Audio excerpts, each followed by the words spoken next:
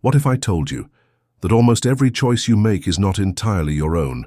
The clothes you wear, the food you eat, the leaders you admire, even the beliefs you hold. What if invisible hands are guiding these decisions every single day? This hidden force is not magic. It is not luck. It is propaganda. A system carefully designed to shape how you think, what you feel, and the way you act in society. Edward Bernays, the man often called the father of public relations, pulls back the curtain in his book Propaganda.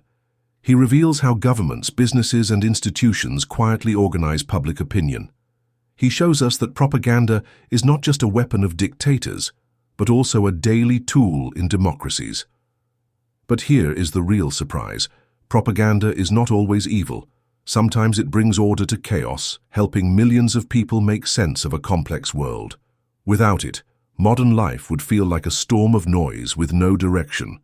So let us begin this journey, and in the very first chapter, Bernays asks a bold question. If society is filled with chaos, then who has the power to organize it? And how does propaganda turn disorder into direction? This is where Chapter 1 begins. Chapter 1. Organizing chaos. Human society is full of energy, voices, and opinions.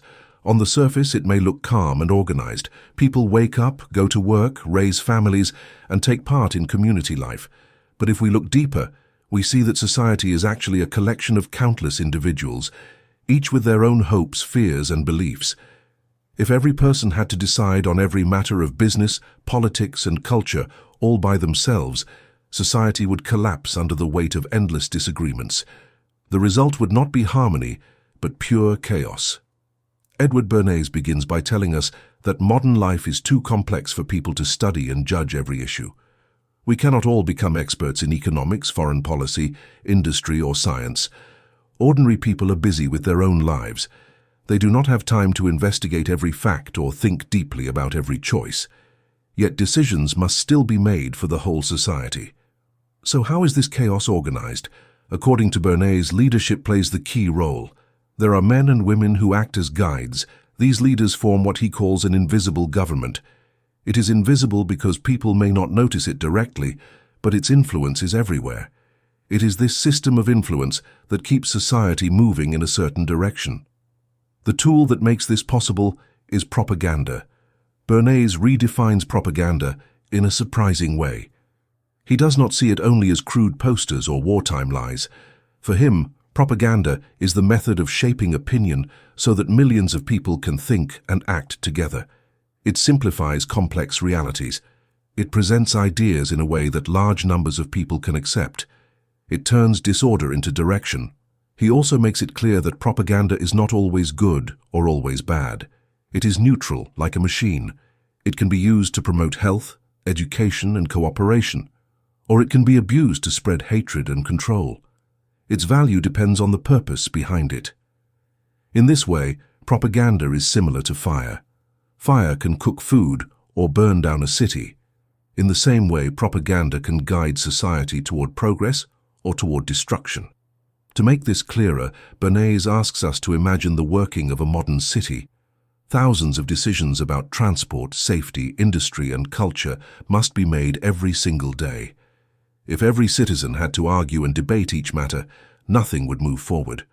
But when leaders and experts guide opinion through organized communication, society can function.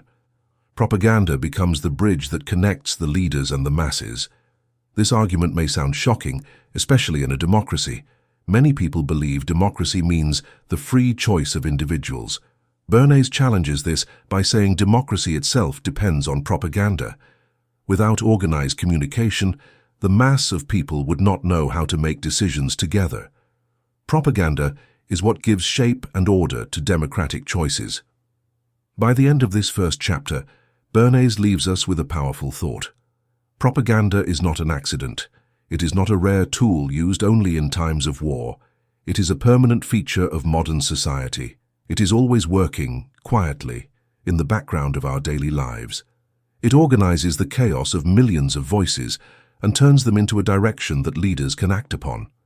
With this foundation laid, the journey continues.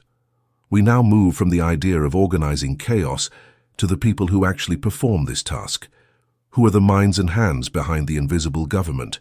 Who are the ones trained to guide opinion and shape behavior? To answer this, the next chapter begins. Chapter 2. The New Propagandists. In the past, propaganda was usually linked to kings, priests, or generals. It was the weapon of those in power who wanted to control belief and action. But in the modern age, Bernays tells us, a new group has emerged. They are not rulers in the old sense. They are specialists, experts, professionals who understand psychology, communication, and the science of human behavior. These are the new propagandists. They do not work with swords or armies. They work with ideas, words, and images. They know how to reach into the mind of the public and guide its thoughts. Their goal is not only to spread information, but to shape the very way people interpret that information. Bernays explains that the new propagandists are everywhere in modern society. They advise political leaders on how to win support. They guide businesses on how to sell products and build reputation. They assist social movements in spreading their message. Sometimes they are visible, but often they remain in the background, pulling strings quietly and effectively. What makes them powerful is their understanding of human psychology. They know that people do not act only through reason. Most decisions come from habits, emotions, and the influence of groups. The new propagandists use this knowledge carefully. They build campaigns that speak to feelings rather than logic. They use symbols that trigger deep associations. They rely on respected voices to carry their message. For example, if a company wants to promote a new product, it does not simply list the technical details. Instead, a propagandist may connect the product with values like beauty, safety, or freedom. The customer is not buying only an object. They are buying an identity, a dream, or a sense of belonging. This is the craft of the new propagandist. Bernays also highlights that these professionals form part of what he earlier called the invisible government. They do not stand for election. They are not chosen by the masses, yet they hold enormous influence because they manage the flow of ideas that shape public opinion. In a way, they are the interpreters between leaders and the people. Without them, messages would be lost in noise. With them, society can be guided in a clear direction. Some may see this as dangerous. Is it fair that a small group of experts hold such power over millions? Bernays acknowledges the risk, but he also insists it is necessary. In a society as large and complex as ours, someone must organize the conversation. Someone must translate big issues into language that ordinary people can understand and respond to. That is the role of the new propagandists. By showing us these figures, Bernays sets the stage for a deeper understanding of propaganda itself. It is not just about spreading facts. It is about understanding how people think, what they feel, and how they respond. Propaganda has become a science of persuasion, carried out by those trained in the art of influencing minds. As this chapter closes, we are left with an important realization. Modern life cannot escape the influence of these hidden guides. They are the bridge between complexity and simplicity, between leadership and the masses. To truly understand propaganda, we must now explore how it works inside the mind. We must turn to the study of psychology, for without it, the art of persuasion cannot exist. And with that, the next chapter begins. Chapter 3. The Psychology of Public Relations. If the new propagandists are the engineers of opinion, then their strongest tool is psychology. Edward Bernays makes it clear that to influence people, one must understand how the human mind works. Facts alone are not enough. People are not machines that respond to logic in a straight line. They are emotional, social, and guided by habits, desires, and fears. Bernays explains that most individuals do not think independently about every issue. Instead, they rely on shortcuts. They trust what their group believes. They follow leaders they admire. They respond to symbols that carry emotional weight. In other words, people often act on feeling rather than careful analysis. This is why propaganda speaks not only to the brain but also to the heart. A good campaign may use a slogan that is simple yet powerful. It may use a symbol such as a flag, a face, or even a color to awaken deep emotions. Once these emotions are stirred, people are more likely to accept the message connected with them. Bernays also introduces the idea of herd behavior. Human beings, like animals, often act as part of a group. When people see others adopting a belief or a product, they are more likely to follow. Propaganda uses this instinct by creating the sense that everyone is already moving in a certain direction. The individual, not wanting to be left behind, joins the crowd. He gives examples of how this works in everyday life. In politics, a candidate may be presented not only as a skilled leader, but also as the symbol of hope or unity. Voters respond less to the detailed policies and more to the feeling that this leader represents something greater than themselves. In business, a product may be advertised not only for its features, but for the lifestyle it promises. A cigarette, a car, or a dress becomes a symbol of freedom, success, or attractiveness. The psychology of public relations is about making ideas stick by linking them to desires people already have. People want safety, respect, love, and belonging. If an idea or product is connected to these needs, it becomes powerful. Bernays also emphasizes the role of trusted figures. A message is far stronger when delivered by someone the public admires. It could be a community leader, a celebrity, or a respected expert. Propaganda often works by finding these opinion leaders and letting them carry the message to the masses. Through all this, Bernays shows that propaganda is not a simple matter of shouting messages. It is a careful science that studies how people think and feel, then uses that knowledge to guide opinion. It recognizes that humans are not purely rational. They are emotional beings living in groups, moved by symbols and stories. By the end of this chapter, the picture becomes clear. Public relations is really the psychology of persuasion applied on a large scale. It is about tapping into the hidden forces that drive behavior. To understand how propaganda shapes society, we must see people not only as thinkers, but as feelers, followers, and dreamers. Now that the psychological foundation has been laid, Bernays turns to a practical field where these ideas play out every day. He shows how businesses use propaganda not just to sell goods, but to build trust and shape their public image. And with that, the next chapter begins. Chapter 4. Business and the Public. In earlier times, businesses believed their only responsibility was to make products and sell them. As long as the goods were available and the price was fair, that was enough. But in the modern world, Edward Bernays argues, this is no longer true. A business cannot survive on production alone. It must also win the trust, respect, and goodwill of the public. Bernays explains that a company today is not judged only by the quality of its products. It is judged by the image it creates in the minds of people. A factory may produce fine goods, but if the public sees the business as greedy or harmful, its success will be limited. This is where propaganda or public relations becomes essential. He gives examples of how businesses can shape opinion. A company can promote not just the product itself, but also its role in society. It can show that it provides jobs, supports communities, protects health, or contributes to progress. By connecting itself with positive values, the company becomes more than a seller of goods. It becomes a trusted part of people's lives. This is not simply about advertising. Advertising talks about products. Propaganda goes deeper. It speaks to emotions, beliefs, and identities. For example, a food company may not only tell people about nutrition, it may link its brand to family happiness, safety, and care. In this way, buying the product feels like an act of love, not just a transaction.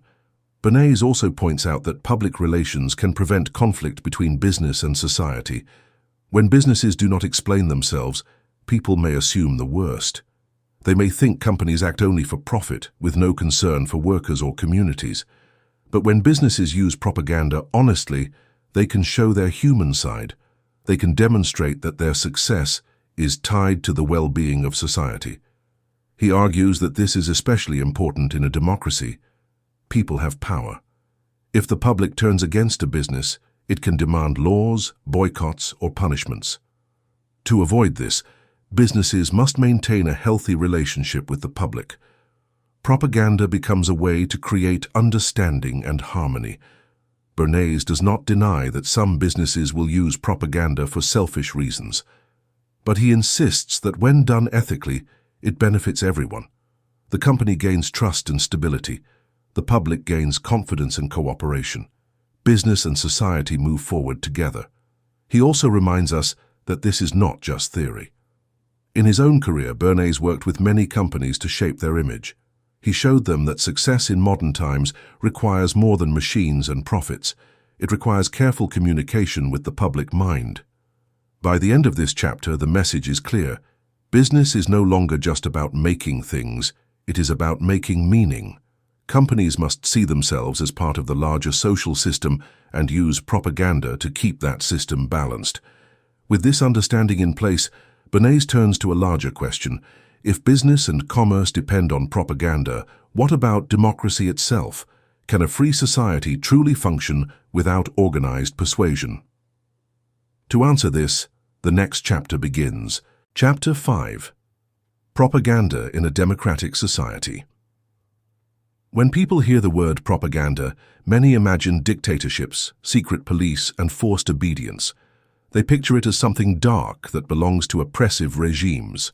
Edward Bernays challenges this view. He says that propaganda is not only found in authoritarian systems, it is also deeply woven into democratic life. In fact, democracy could not function properly without it. In a democracy, power rests with the people. Citizens are expected to make choices about leaders, laws, and policies, but as Bernays reminds us, the average citizen cannot study every issue in depth. Most people have limited time, limited knowledge, and limited access to complex information. Yet decisions must still be made. How is this possible? The answer, he says, lies in propaganda. Propaganda allows leaders to communicate their vision in a way that millions can understand. It translates complicated programs into simple ideas. It presents symbols and images that appeal to emotions and values. Without such guidance, the voting public would be overwhelmed by the chaos of information and unable to act together. Bernays explains that democratic propaganda often works through persuasion rather than force. Politicians, activists, and organizations use slogans, rallies, speeches, and media campaigns. They create a sense of movement, unity, and direction. People are free to choose, but their choices are shaped by the way issues are presented to them. He also makes a sharp observation. Freedom of choice does not mean freedom from influence. In a democratic society, influence is everywhere. Newspapers, radio, schools, churches, and businesses all use propaganda to present their version of reality. Every group competes for the public's attention, hoping to organize opinion in its favor. This raises an important question. If propaganda is necessary, can it still be dangerous? Bernays admits that it can. Propaganda can mislead, manipulate, and divide. But he argues that this danger does not disappear by wishing propaganda away. Since it cannot be removed from society, the challenge is to use it responsibly. In other words, propaganda should be practiced with honesty and for the benefit of the public, not just for selfish interests. He compares it to tools in human history. Just as fire can both cook food and burn down a house, propaganda can both enlighten and deceive. The responsibility lies in the hands of those who use it. Leaders in democracy must respect the people they influence. If they abuse propaganda, they weaken the very system they depend on. Another key point Bernays raises is that propaganda in democracy is more subtle than in dictatorship. In authoritarian states, propaganda may be loud, harsh, and forced. In democracy, it is softer, persuasive, and often hidden in daily life. This makes it even more powerful because people may not recognize they are being influenced. By the end of this chapter, the idea is firmly established. Democracy and propaganda are not opposites. They are partners. A society of millions cannot move without organized persuasion. The real question is not whether propaganda exists, but how it is directed and whether it serves the greater good. From here, Bernays shifts focus again. If propaganda shapes nations and businesses, it must also shape different groups within society. One group in particular, rising in power during his time, was women, and so the next chapter begins. Chapter 6. Women and Propaganda. When Edward Bernays wrote this book in the early 20th century, women were stepping into new roles in society. They had recently gained the right to vote in many countries. They were entering the workforce in greater numbers. They were also becoming powerful consumers, influencing how money was spent in households. Bernays recognized that no serious study of propaganda could ignore women. He explains that for centuries, women had been treated as secondary in politics and public life. But in the modern world, they could no longer be overlooked. Women were shaping opinions inside families, inside communities, and inside nations. Any leader, business, or movement that ignored them would lose a major force of influence. From the point of view of business, women were the main decision-makers for products related to the home, food, clothing, and health. Advertisers and companies discovered that speaking directly to women could determine the success or failure of a product. Propaganda therefore began to design messages that appealed to women's sense of identity, pride, and responsibility. A campaign for food was not only about taste, it was about being a caring mother. A campaign for fashion was not only about fabric, it was about confidence, modernity, and status. From the point of view of politics, women were now voters.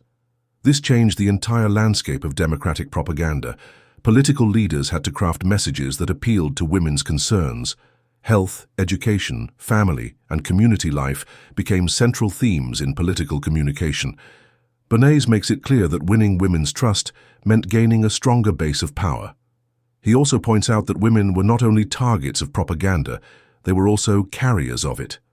Women influenced the opinions of husbands, children, and friends.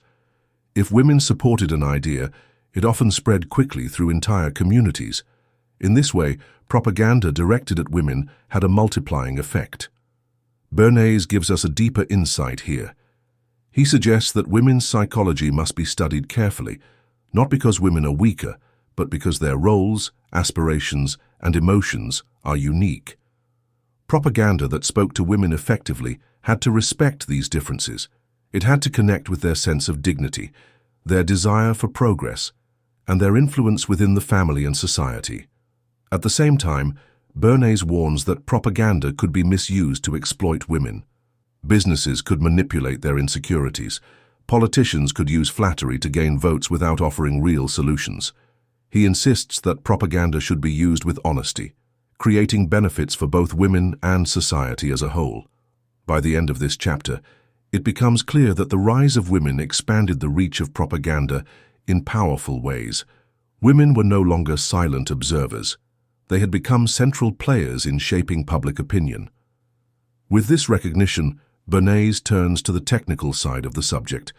Having shown us who is influenced and why, he now explains how propaganda is actually carried out.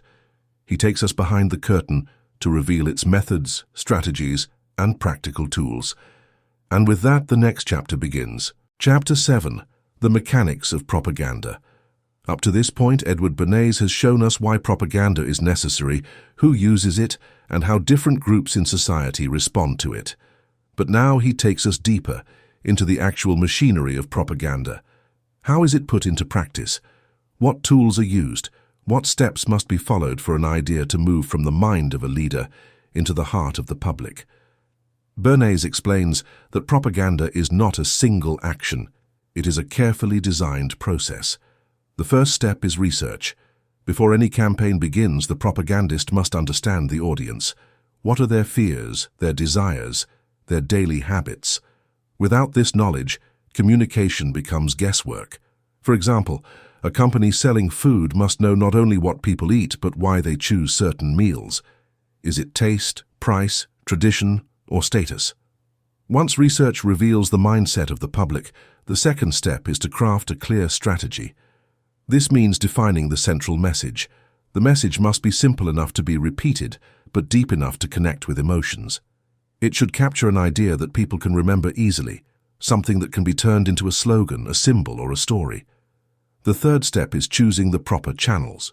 Bernays emphasizes that propaganda must reach people from many directions at once. A newspaper article may present the facts. A respected leader may speak in support. Posters, photographs, or events may reinforce the same message visually.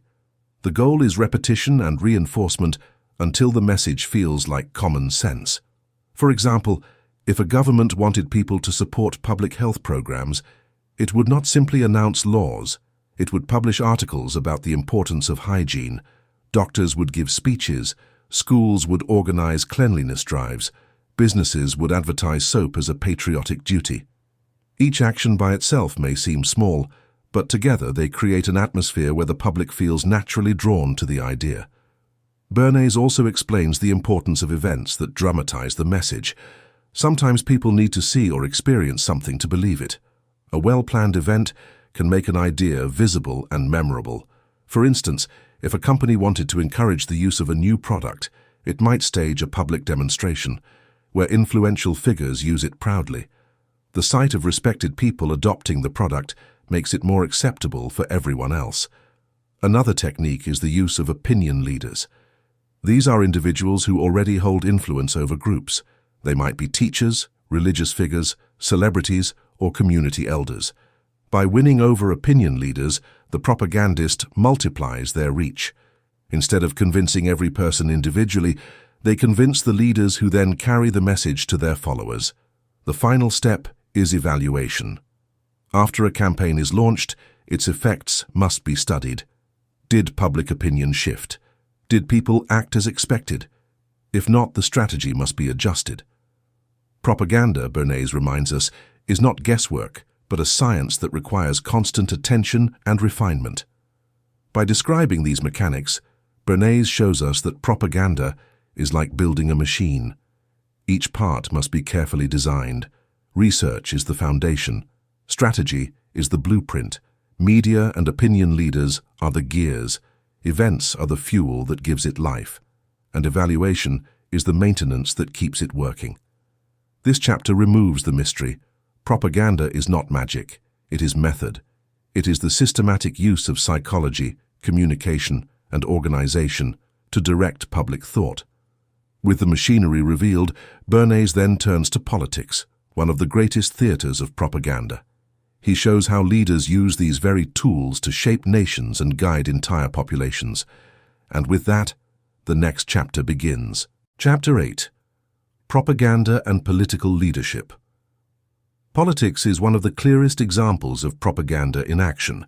Edward Bernays explains that political leadership is not only about creating policies, it is also about creating belief, loyalty, and unity among millions of people who may never meet their leaders personally. In a democracy, where citizens hold the power of the vote, propaganda becomes the bridge between leaders and the public.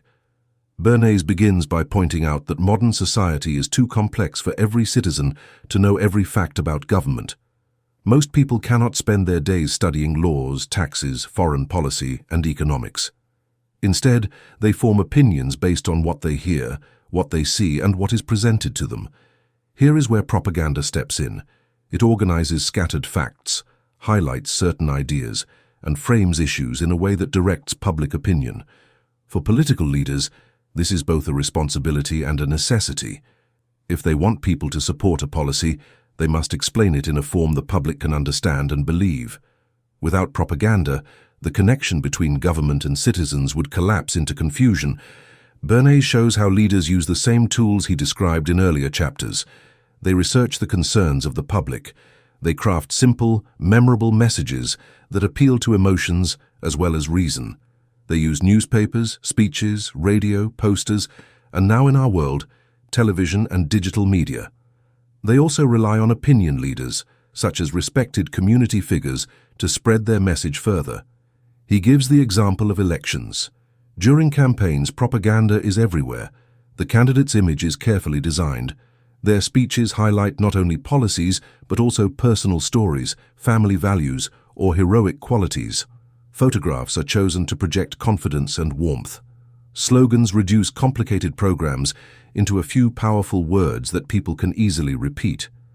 Bernays also explains that propaganda in politics does not stop once elections are won. Governments continue to use it to maintain public confidence, to encourage support for national programs, and to prepare citizens for sacrifices in times of crisis. In wartime especially, propaganda becomes a vital instrument. Leaders must inspire unity, strengthen morale, and sometimes create a sense of duty or urgency. Yet, Bernays does not present propaganda in politics as simply manipulation. He argues that in a democracy, leaders who use propaganda responsibly are helping society function. They are providing citizens with the guidance needed to make choices in a complex world. Without direction, the public might be overwhelmed by conflicting information and lose trust in government altogether. At the same time, he warns of dangers. Propaganda can be abused by selfish leaders who twist facts, spread lies, and inflame hatred to maintain power. This is why he emphasizes that ethical standards are essential. Political propaganda should aim to serve the public interest, not just the personal ambition of leaders. By the end of this chapter, Bernays leaves us with a striking image. Political leadership is not just about decisions made in parliament or offices. It is about shaping the minds of millions of citizens so that democracy can function. Propaganda, when used wisely, creates a bond between leaders and the people. When misused, it can destroy trust and freedom. After examining politics, Bernays turns his attention to another area where propaganda quietly but powerfully shapes society. That is the field of education, where future generations learn not only knowledge, but also values and attitudes. And with that, the next chapter begins. Chapter 9: Propaganda and Education. When we think of education, we imagine schools, teachers, and textbooks. But Edward Bernays reminds us that education is much larger than classrooms. Education is the process of shaping minds, forming attitudes, and creating the way people see the world. And because of this, propaganda plays a major role in education, both inside and outside formal institutions. Bernays begins by showing that education and propaganda are closely connected. Every society, whether it admits it or not, uses education to pass on values, traditions, and beliefs. When children learn history, they do not only learn facts about dates and events. They also learn interpretations, heroes to admire, and lessons to carry forward. This selection of what to teach and how to teach it is itself a form of propaganda. For example, a nation may highlight stories of bravery, discovery, and unity while downplaying mistakes or failures. The goal is not to deceive, but to create a sense of identity and pride. Bernays argues that this shaping of young minds is essential for building loyal citizens who share common values. He also explains that propaganda in education is not limited to schools. Libraries, museums, films, newspapers, and even advertising serve as informal teachers. They spread ideas about culture, health, science, and social behavior. Over time, these repeated messages educate the public about how to think and act. Bernays points out that teachers themselves are often channels of propaganda. They may not even realize it. By choosing certain books, emphasizing certain morals, or praising particular figures, they guide students towards specific viewpoints. This can be positive, as when schools encourage tolerance, discipline, and responsibility. But it can also be limiting if education becomes too rigid or one-sided. He also highlights the role of propaganda in adult education. Even after formal schooling ends, citizens continue to learn from campaigns, public service announcements, exhibitions, and lectures. A government might use propaganda to teach people about health, hygiene, or safety. Businesses might use it to train consumers to accept new products. Social movements might use it to spread awareness of rights or reforms. One of the most powerful examples Bernays gives is the use of education during national emergencies. In times of war or crisis, propaganda campaigns are designed to teach people how to act, whether it is conserving food, supporting soldiers, or adopting new habits for survival. Education and propaganda merge, guiding entire populations through collective challenges. But Bernays also issues a warning. If propaganda controls education too tightly, it can limit free thought. A society that only teaches one version of truth may create obedient citizens, but it may also silence creativity and independent thinking. True education, he argues, should balance discipline with openness, tradition with curiosity. Propaganda should help organize public understanding, not choke it. By the end of this chapter, Bernays leaves us with an important insight. Education is never neutral. It is always shaped by choices about what to include and what to leave out. And propaganda is the hidden tool that organizes these choices. When used wisely, it strengthens society by giving people a common framework of knowledge. When misused, it narrows minds and weakens democracy. Having examined education, Bernays now shifts to a fascinating idea. He shows us that propaganda is not only practical, but can also be approached as both an art and a science. He explains how creativity and research combine to make propaganda effective. And with that, the next chapter begins. Chapter 10. Art and Science in Propaganda. Up to now, Edward Bernays has shown us the purposes, targets, and methods of propaganda. But in this chapter, he takes us one step further. He shows us that propaganda is not only a tool of politics and business, it is also both an art and a science. To understand why propaganda works, we must see how creativity and research blend together to influence human thought. Bernays begins with the artistic side. Propaganda is art because it depends on imagination, vision, and creativity. A successful campaign does not simply present information, it tells a story, it paints a picture, it creates symbols that capture people's emotions. A poster, a slogan, or even a staged event can be as artistic as a painting or a play, because it communicates meaning on a deep emotional level. For example, a flag is just a piece of cloth, but in the hands of propaganda, it becomes a powerful symbol of unity, sacrifice, and national pride. The choice of colors, the arrangement of words, the design of logos, all of these are artistic decisions that stir feeling. Propaganda as art uses drama, symbolism, and emotion to capture attention and stay in memory. But propaganda is also science. It is grounded in psychology, sociology, and careful study of behavior. Bernays stresses that modern propaganda does not guess what people want. It investigates, it gathers data. It studies how individuals and groups react to messages. Through surveys, interviews, and experiments, propagandists learn what works and what fails. This scientific approach makes propaganda precise and efficient. The science of propaganda also involves planning and measurement. Campaigns are designed step by step, much like scientific experiments. Hypotheses are formed, strategies are tested, and results are observed. If the public responds positively, the campaign continues. If not, it is adjusted. This constant cycle of testing and refining gives propaganda its power. Bernays explains that the true mastery of propaganda comes from combining art and science. Too much art without science may create beautiful but ineffective messages. Too much science without art may produce logical but boring appeals that no one remembers. But when creativity and research work together, propaganda can inspire, persuade, and transform entire societies. He also shows how propaganda borrows from other fields. From literature, it borrows storytelling. From painting and theater, it borrows drama and symbols. From psychology, it borrows the study of desires and fears. From sociology, it borrows knowledge about group behavior. This blending makes propaganda a modern discipline that stands at the crossroads of many areas of human knowledge. Bernays makes an important point here. He says that propaganda, like both art and science, is neutral. It can be used for good or for harm. A scientific medical campaign that teaches people to wash hands saves lives. An artistic political campaign that spreads hatred destroys them. The tool is the same, but the purpose changes everything. By the end of this chapter, we see propaganda in a new light. It is not just a trick or manipulation. It is a modern craft that uses imagination and evidence together. It is creative and analytical, emotional and logical, symbolic and practical.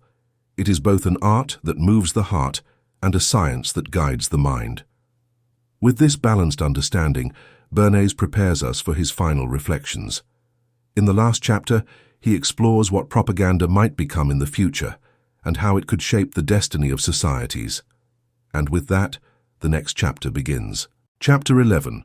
Propaganda and Future Possibilities. In this final chapter, Edward Bernays looks beyond his own time. He asks us to consider what propaganda could mean for the future. If propaganda is already powerful in shaping business, politics, education, and daily life, then what happens as societies become more complex, more connected, and more dependent on communication? Bernays begins by saying that propaganda will not disappear. In fact, it will become more necessary. The modern world is filled with countless ideas, voices, and competing interests. Without some way to organize this flood of information, people would be lost in confusion. Propaganda, he argues, is the tool that brings order, that helps citizens make sense of their choices. He predicts that propaganda will play an even greater role in democracy. Instead of being seen only as manipulation, it can become a system of guidance. Leaders who use propaganda honestly can help citizens understand difficult issues, choose wisely, and act together for the common good. But this requires responsibility. The danger of abuse will always exist. A dishonest leader can twist propaganda into a weapon of control, spreading fear or hatred for personal power. Bernays also points to business. He believes that companies will increasingly use propaganda not just to sell products, but to build relationships with the public. Businesses that communicate openly and creatively will gain trust and loyalty. Those that fail to do so will fade. He imagines a future where public relations is as important as production because public opinion decides success or failure. Education, too, he says, will expand its partnership with propaganda. As new generations grow up in a faster and more crowded world, propaganda will help shape their values, their knowledge, and their sense of identity. If guided wisely, this could produce informed and cooperative citizens. If guided poorly, it could produce blind followers. Bernays also hints at the impact of new technologies.